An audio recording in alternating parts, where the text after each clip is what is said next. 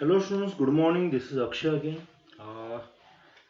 Today we are going to learn about the quick recap of Newton's laws of motion. Okay, so ये laws जो है आपने शायद 8th class, 6th class या फिर कभी सीखे होंगे पता नहीं।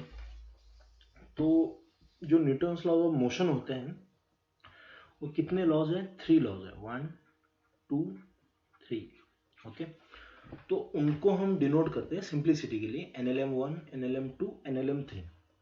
Newton's law of motion 1, Newton's law of motion 2, Newton's law of motion 3। तो आप पॉज करके थोड़ा सा देखिए, रिकलेक्ट कीजिए कि आपको कुछ याद आ रहा है क्या। So Newton's law of motion 1 it says that, क्या कहता है ये, कि अनटिल अनलेस, देखो बहुत ही सिंपल सी बात, until and unless an external force is applied on an object, it will never change its state of motion or rest। बहुत ही सिंपल सा ये है, लेकिन बहुत से बच्चों को ये बहुत दिक्कत देता है कि ये स्टेटमेंट सर एक्चुअली है क्या। ओके, तो हम सिखाते हैं आपको। अभी जो मैंने स्टेटमेंट बताई वो भूल जाओ थोड़ा सा। मान लो फॉर एग्जांपल आप कार में बैठे हो, ऐसे एक डब्बा कार है जो चल नहीं रही है, फिर भी आपने चलाई, तो it is moving with some speed और आप इसके अंदर बैठे हो। सबने बोला है कि मत बैठो, लेकिन फिर भी आप बैठे हो इसके अंदर। तो एक टाइम के बाद आप ग्राउंड पे चल रहे हो, ऐसे इसके व्हील्स हैं ये, ठीक है। एक टाइम के बाद आपको समझ में आया कि इसके ब्रेक फेल है, ठीक है, इसके ब्रेक्स फेल है। तो आप क्या करोगे? अंदर से चिल्लाओगे या फिर ऐसे हैंकॉक की तरह ये पूरे पैर बाहर निकाल के इसमें धंसाएंगे? क्या करोगे? कुछ नहीं कर सकते। आपको चिल्ला के बाहर से किसी को बुलाना पड़ेगा, तो वो आके इसको रोक देगा, ऐसे ऐसे पूरी ताकत लगा के, हल्क की तरह। समझ में आया? तो मतलब जो आप अंदर से कर रहे हो, तो कर रहे थे, it was like an internal force. और ये जो बाहर से लगा रहे हो, it is like an external force. तो हमें ये तो पता चला कि इसकी जो मोशन, इसके जो स्टेट थी, मतलब मोशन में था, उसको रेस्ट में लाना था, उसके लिए इंटरनल फोर्स कोई काम का नहीं है, एक्सटर्नल फोर्स इंपॉर्टेंट है। तो NLM1 के लिए हमें पहले इंपॉर्टेंट कंसेप्ट मिल गई, इट इज एक्सटर्नल फोर्स। ठीक है, नाउ नेक्स्ट, मान लो ये जो है बंदा, ये इधर लगा रहा है 1000 न्यूटन और गाड़ी भी इस पे लगा रही है 1000 न्यूटन। तो ये रुकेगा क्या? नहीं रुकेगा ऑब्वियसली, क्योंकि इन दोनों का बैलेंस हो गया। इसको थोड़ा सा फोर्स बढ़ाना पड़ेगा। मतलब मान लो इसने कर लिया 1500 न्यूटन कर लिया, मान लो इस फोर्स को, तब ये अभी क्या कर सकेगा कि इसको रुका सकेगा, इसको रोक सकेगा यहाँ पे। मतलब अगर बॉडी की स्टेट ऑफ रेस्ट या मोशन को चेंज करना है, यहाँ पे मोशन को रेस्ट में लाना है या फिर रेस्ट को मोशन में लाना है, तो हमें सेकेंड इंपॉर्टेंट कंसेप्ट है अनबैलेंस्ड फोर्स। ठीक है, तो ये दोनों चीजें हमें इंपॉर्टेंट है, इसलिए NLM1 की जो स्टेटमेंट है इट फॉलोज लाइक दिस। मैं बहुत ही सिंपल, मैं बुक की डेफिनेशन नहीं पढ़ा था, क्योंकि एक्चुअली वो थोड़ा सा, मतलब न्यूटन ने जो एक्चुअली जो स्टेटमेंट बताई थी वो अगर पढ़ोगे तो थोड़ा दिमाग हिल जाएगा। तो हम थोड़ा सा सिंपल देखते हैं इसको, कि to change the state of rest और मोशन, मतलब बॉडी के अगर स्टेट ऑफ रेस्ट और मोशन कुछ भी चेंज करना है, मतलब रेस्ट में है तो मोशन में लाना है, मोशन में है तो रेस्ट में लाना है, मोशन में है तो मोशन बढ़ाना है, मोशन में है तो मोशन की डायरेक्शन कुछ भी करना है इसके साथ, तो आपको लगेगा हमेशा एक्सटर्नल एंड अनबैलेंस्ड फोर्स। ये ध्यान में रखना, ये this is nothing but Newton's first law of motion, इसमें बाकी कुछ नहीं है। ठीक है, तो यहाँ पे देखो, बहुत, अगर मान लो सिमिलरली कि अगर आपको इस पॉइंट को, सॉरी थोड़ा सा टेक्निकल एरर, लेट्स से एक पॉइंट है जिसको आपको कहीं पे डिस्प्लेस करना है, तो ये पहले किस में है, रेस्ट में है, तो इसको आपको किस में लाना है, मोशन में लाना है विथ सम स्पीड v या फिर कुछ और, ठीक है। तो आपको इस पे एक्सटर्नल और अनबैलेंस्ड फोर्स लगाना पड़ेगा, ठीक है। तो ये हम वन डायरेक्शन के लिए देख रहे हैं। ऐसे भी हो सकता है कि ये बॉडी ऐसे है, इसमें मास लगा है और मैं इसको यहां से खींच रहा हूं फोर्स। तो ये फोर्स जो है क्या होता है, वेक्टर होता है। तो इसके दो कंपोनेंट्स आएंगे, यहाँ पे जो होगा वो x कंपोनेंट होगा और यहाँ पे जो होगा वो y कंपोनेंट होगा। अगर आपको ये समझ में नहीं आया तो यहाँ पे थीटा ले लो, तो ये जो होगा वो f cos थीटा होगा और ये जो होगा वो f sin थीटा होगा, isn't it? तो f sin थीटा क्या करेगा, इसको हॉरिजॉन्टल डायरेक्शन में मूव करने के लिए काम करेगा और f sin थीटा उसको वर्टिकल में मूव करने के लिए मदद करेगा, ठीक है। तो वर्टिकल में एफ साइन थीटा को अगर खींचना है तो इसका खुद के वेट को ओवरकम करना पड़ेगा, तभी तो खींच पाएगा यहाँ पे ऐसे, समझ में आया। तो अनबैलेंस्ड फोर्स होना चाहिए।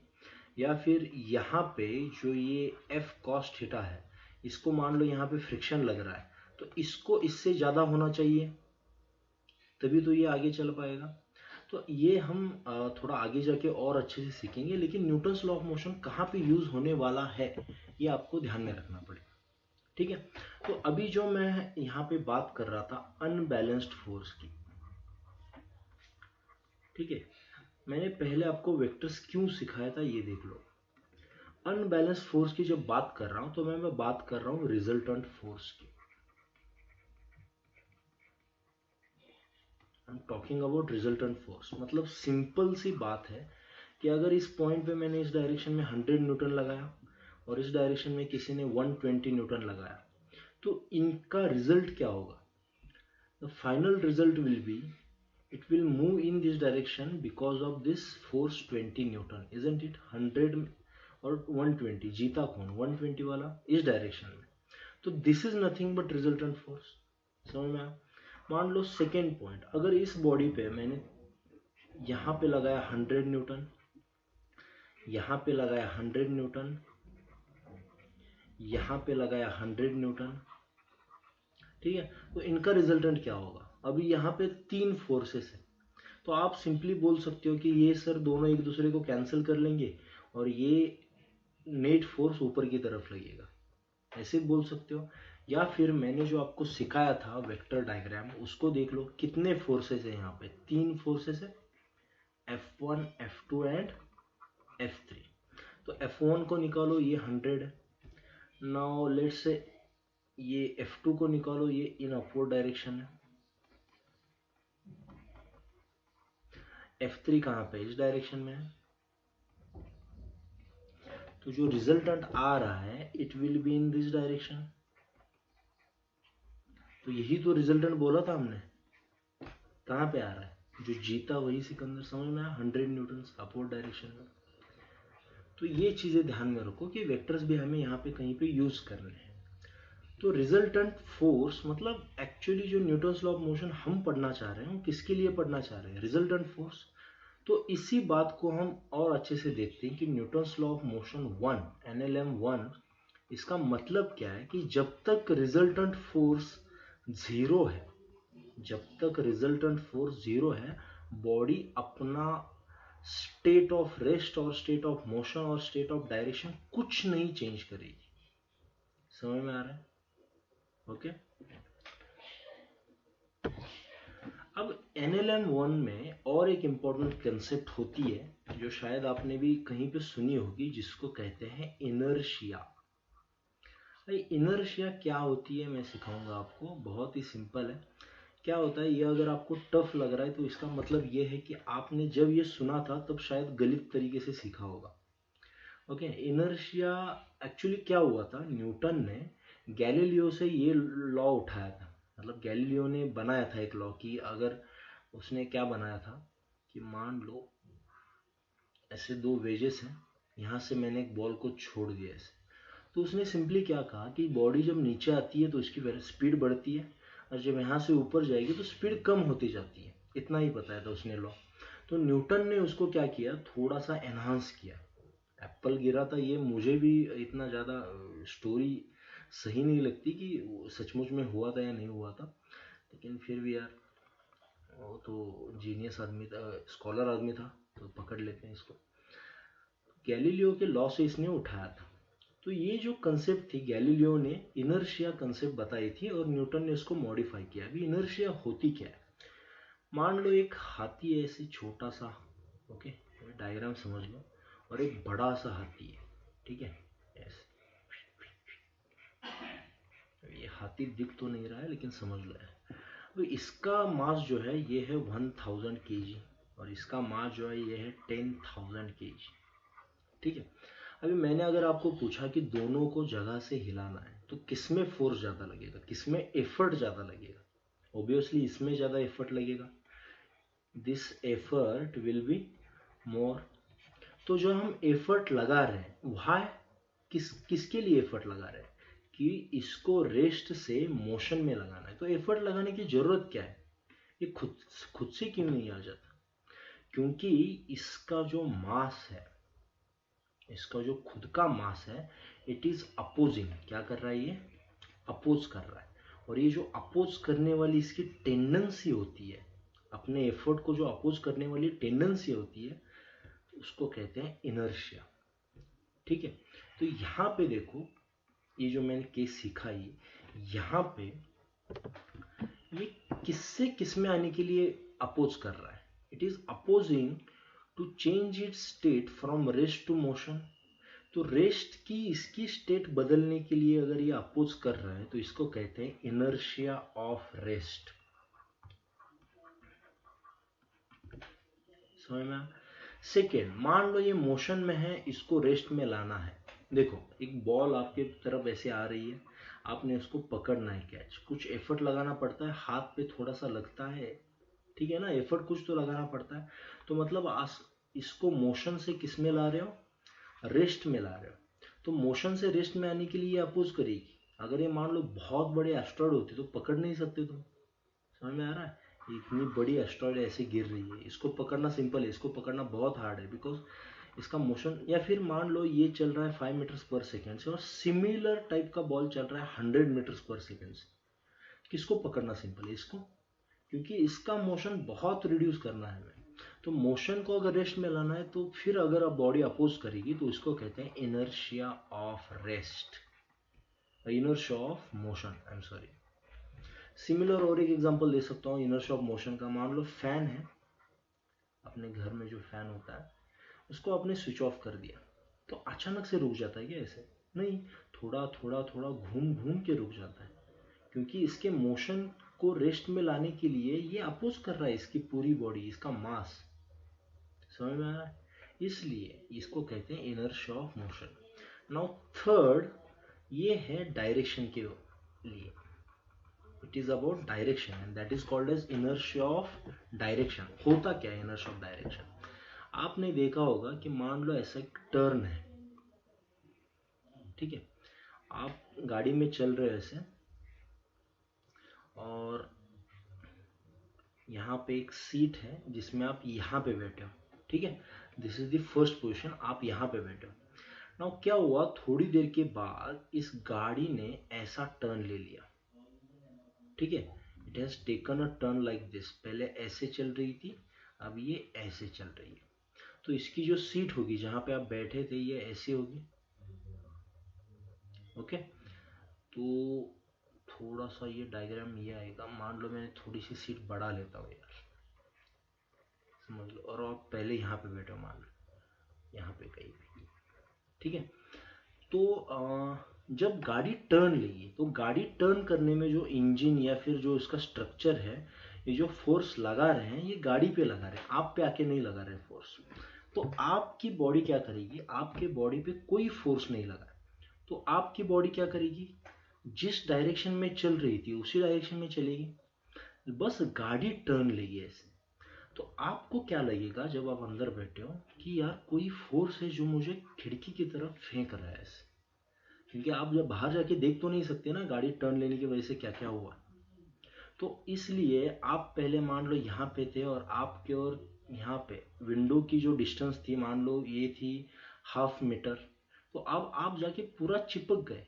क्यों? क्योंकि गाड़ी ने टर्न लिया, आपने नहीं लिया। गाड़ी की डायरेक्शन ऑफ मोशन चेंज हुई है, नॉट योर्स, बट आपको लगता है कि आपकी डायरेक्शन चेंज हुई है। यहाँ पे ऐसे होता है, नहीं होता ये? तो इसलिए आपकी बॉडी खुद की डायरेक्शन चेंज करने से जो मना कर रहा है उसको कहते हैं इनर्शिया ऑफ डायरेक्शन।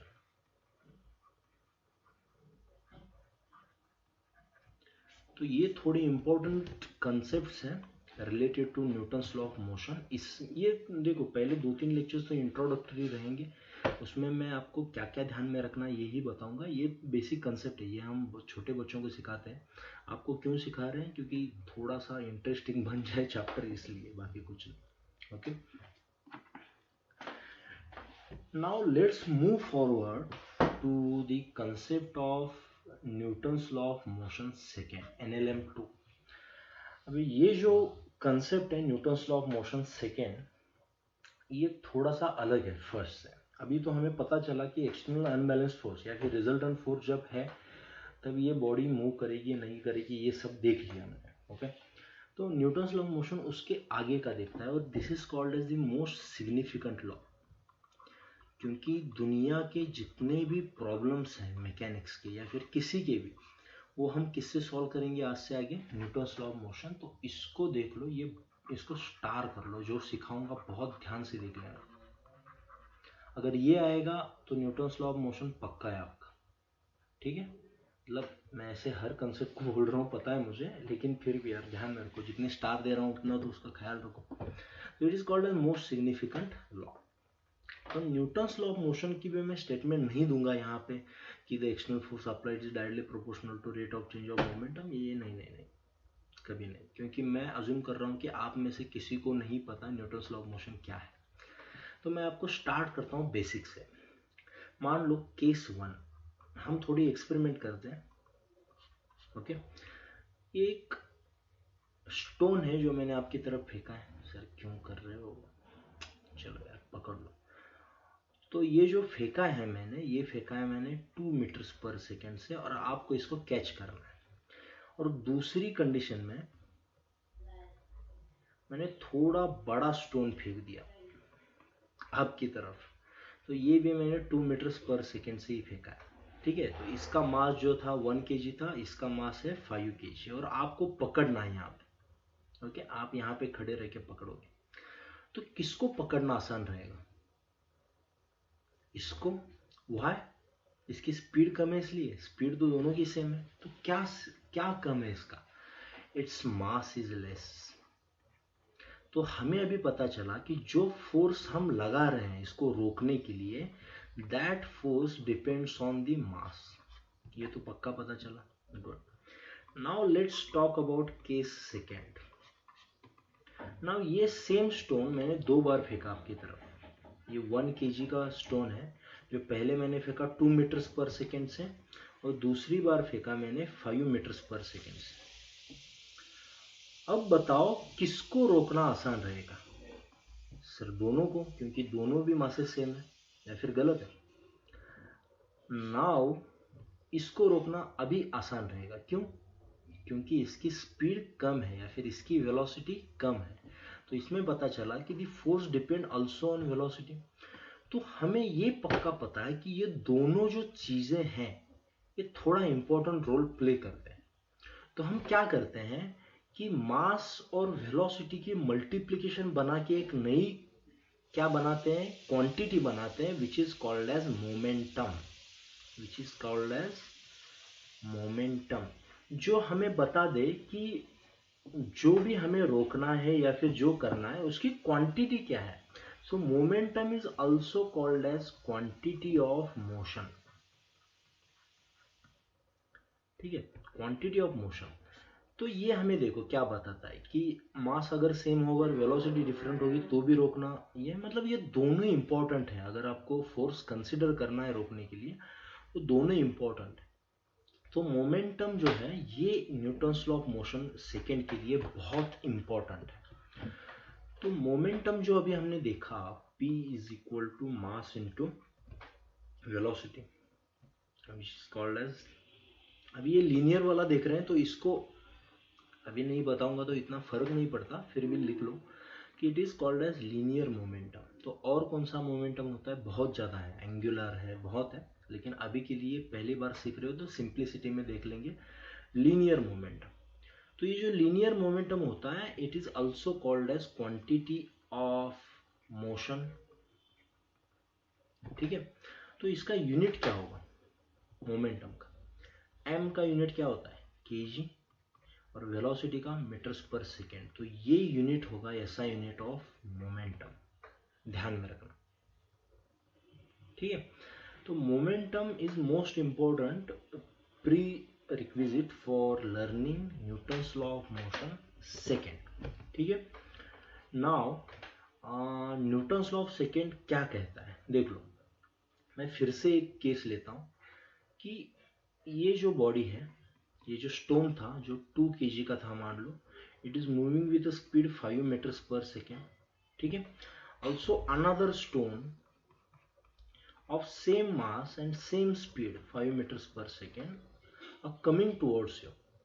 लेकिन कंडीशन क्या है कि पहली केस में और सेकेंड केस में, पहली केस में आपको ये रोकना है 2 सेकेंड्स में, और दूसरी केस में ये रोकना है आपको 2 मिनट्स में। तो बताओ किसको रोकना आसान रहेगा।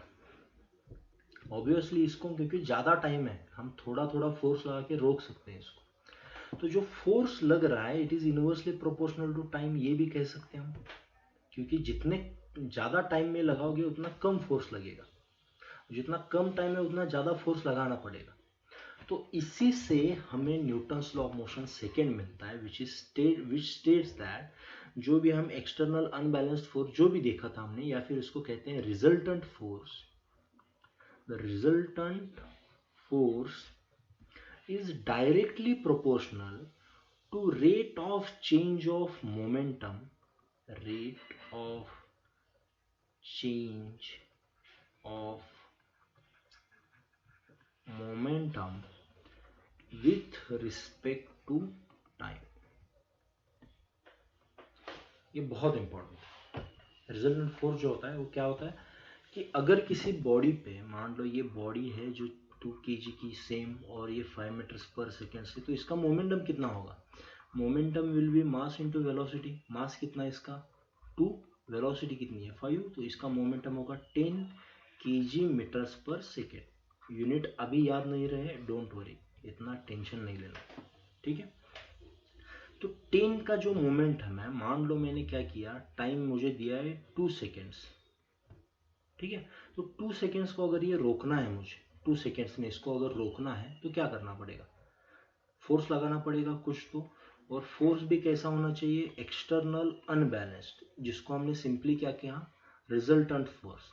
तो ये जो रिजल्टेंट फोर्स होगा वो होगा, इनिशियल मोमेंटम कितना है अपना 10, और फाइनल मोमेंटम रोकना है मतलब कितना बनेगा 0। करेक्ट है ना, यहाँ पे स्पीड 0 बन जाएगी, मास तो 0 नहीं हो सकता, स्पीड कितनी बन जाएगी 0 बन जाएगी। तो इसको अगर चेंज करना है 10 से 0 तक in some time, we need to apply some force which is called as resultant force, and which is directly proportional to rate of change of momentum with respect to time, जिसको कहते हैं resultant force is given as dp by dt। जैसे हमने velocity को dx by dt लिखा था कि velocity is given as rate of change of displacement with respect to time kinematics में, वैसे ही resultant force is given as rate of change of momentum with respect to time. और momentum यहाँ पे जो होता है वो होता है वेक्टर। ये बस याद में रखना, इसमें से सभी चीज़ें याद में रहे, डोंट वरी, मतलब इतना टेंशन मत लो, जितना ज़्यादा याद रख सकते हो उतना रखो। ठीक है, बाद में प्रैक्टिस के साथ हो जाए। तो रिजल्टेंट इज गिवन एज, अभी प्रोपोर्शनलिटी का यहाँ पे कांस्टेंट 1 है एक्चुअली, क्योंकि एक्सपेरिमेंटली प्रूव किया गया है कि rate of change of momentum with respect to time, मतलब इतने से छोटे टाइम में कितना मोमेंटम चेंज हुआ है वो जो बताता है उसको कहते हैं हम रिजल्टेंट फोर्स। ठीक है, तो इसको और एक लिख सकते हैं हम, क्या लिख सकते हैं कि final momentum minus initial momentum upon total time. मतलब यहाँ पे देखो कि फाइनल मोमेंटम कितना है 0, इनिशियल मोमेंटम कितना है 10, अपॉन टोटल टाइम कितना लगा है 2, that is what our resultant force. तो 0 minus 10 that is -10 upon 2 is -5 newton. तो ये माइनस क्यों दिखा रहा है बताओ, सोचो. क्योंकि बॉडी जब यहाँ पे चल रही थी 5 मीटर्स पर सेकेंड से, उससे अपोजिट फोर्स लगाओगे तभी तो रुकेगा ये. तो इसलिए ये नेगेटिव मतलब अपोजिशन दिखा रहा है. समझ में यार, अगर सेम डायरेक्शन में होता तो फाइ का कुछ और बन जाता. क्लियर है. तो I hope Newton's law of motion second आपको थोड़ा सा क्लियर हो गया. ओके.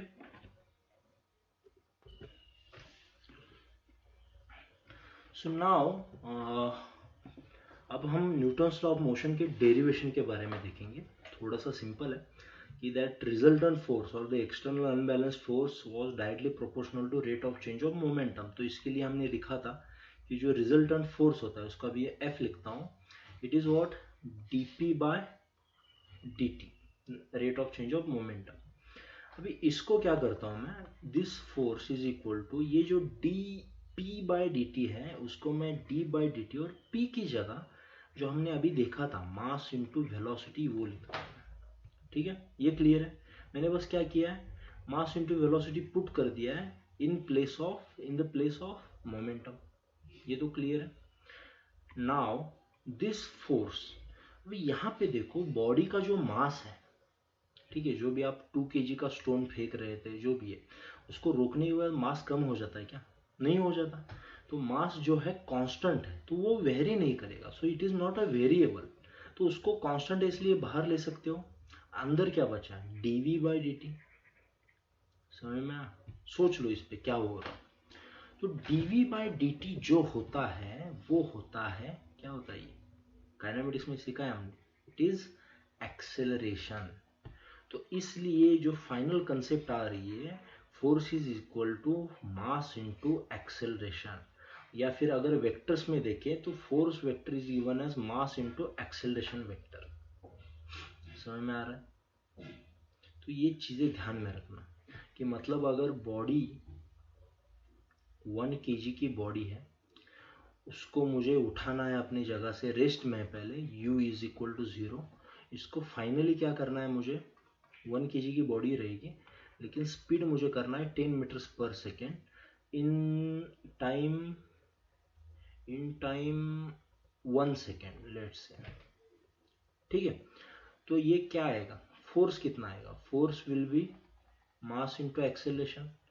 और एक्सेलरेशन क्या होता है, change in velocity upon time. So change in velocity कितनी हुई है, final minus initial is 10 minus 0 that is 10. कितने टाइम में 1. So it is 10 meters per second square. और मास कितना है यहाँ पे 1 kg. So simply the force will be mass into acceleration, that is mass is 1 and the acceleration is 10, that's why it will be 10 Newton.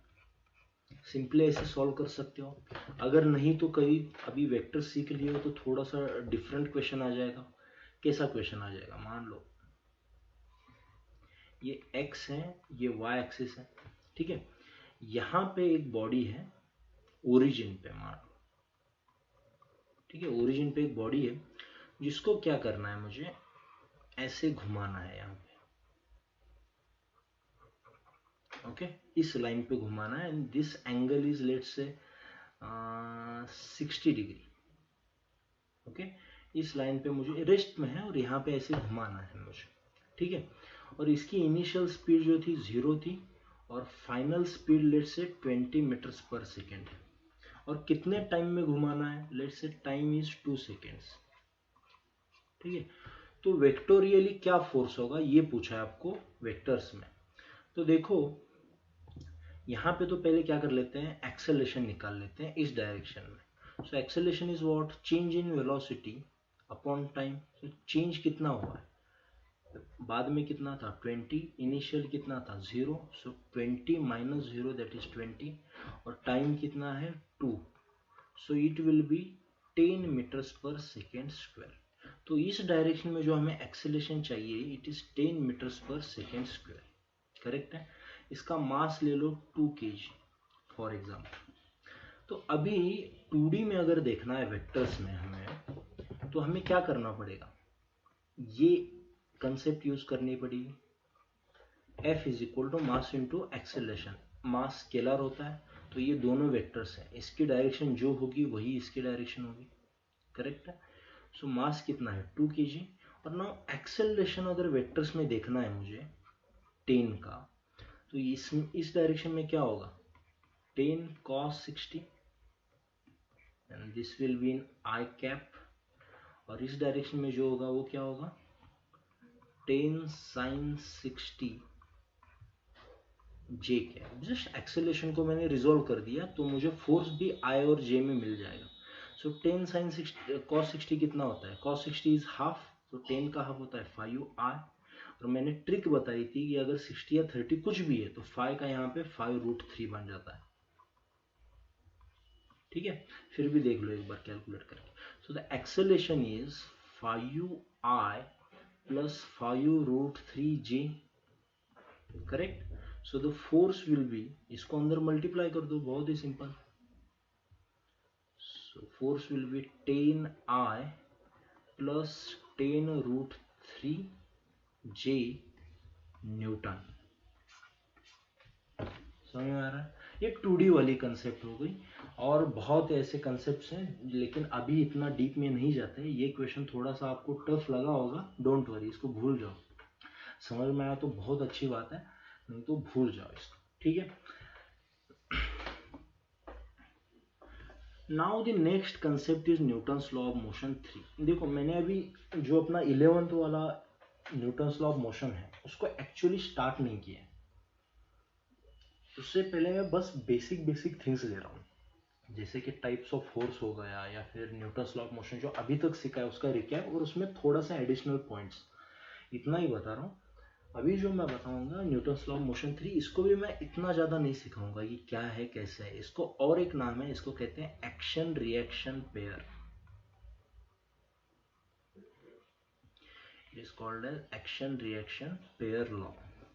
मतलब इसका मतलब क्या है कि मान लो एक ब्लॉक ए है, उसके साइड में दूसरा ब्लॉक बी है, ठीक है। और यहाँ पे मैं थोड़ा सा पुश करता हूँ, इसको कुछ फोर्स देता हूँ, तो इन दोनों के बीच में क्या हो रहा है उसका हम क्या करते हैं, डिस्कशन करते हैं। अभी क्या हो रहा है, अगर मान लो मैंने बस ए को देखा, तो अगर ए को इस डायरेक्शन में पुश किया गया है तो ए भी इसको यहाँ पे पुश करेगा, ठीक है। तो ये जो बी दिख रहा है यहाँ पे, इस पे कुछ तो पुशिंग फोर्स आएगा, जिसको हमने क्या कहा था, normal reaction, because it is perpendicular this surface. तो इस पे, और ये क्या करेगा, इस पे अपोजिट फोर्स लाएगा, नॉर्मल रिएक्शन।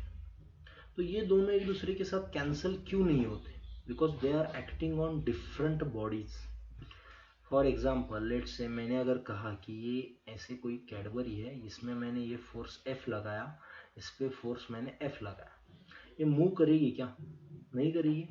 लेकिन अगर यही सेम डायग्राम अगर मैंने ऐसे निकाली होती और इस पे मैंने फोर्स लगाया और इस पे मैंने फोर्स लगाया, यहाँ पे बताओ ये पहली कंडीशन में मूव क्यों नहीं हो रही थी, क्योंकि ये दोनों एक दूसरे को कैंसिल कर रहे थे। अभी यहाँ पे इन दोनों में कोई कनेक्शन नहीं है दोनों बॉडीज में, लेकिन फोर्स तो वही लग रहे हैं, तो ये मूव करेंगे, करेंगे, जरूर करेंगे। अब ये दोनों कैंसिल नहीं कर रहे हैं क्या एक दूसरे को, नहीं कर रहे हैं, because they are acting on different bodies. Similarly यहाँ पे एन जो है सेम बॉडीज पे नहीं लगा है। अगर ये ब्लॉक बी पे ऐसे लगा होता कि ये एन ऐसे लगा होता, ये एन ऐसे लगा होता, ये कैंसिल कर लेते। यहाँ पे बी पे एक एन लग रहा है, ए पे एक एन लग रहा है, तो एक दूसरे को कैंसिल नहीं करेंगे, अलग अलग इफेक्ट हो जाएंगे एक दूसरे के। समझ में आ रहा है, this is nothing but Newton's law of motion 3। For every action there is equal and opposite reaction and both action and reaction are applied on different bodies.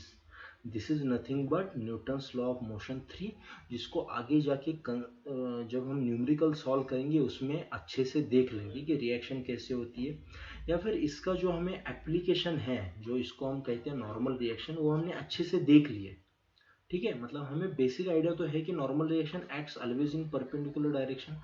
तो ये तो अभी न्यूटन्स लॉ ऑफ मोशन 3 का हमने use कर लिया है अपने इसमें, तो अभी ज़्यादा सीखने की कोई ज़रूरत है नहीं, ओके।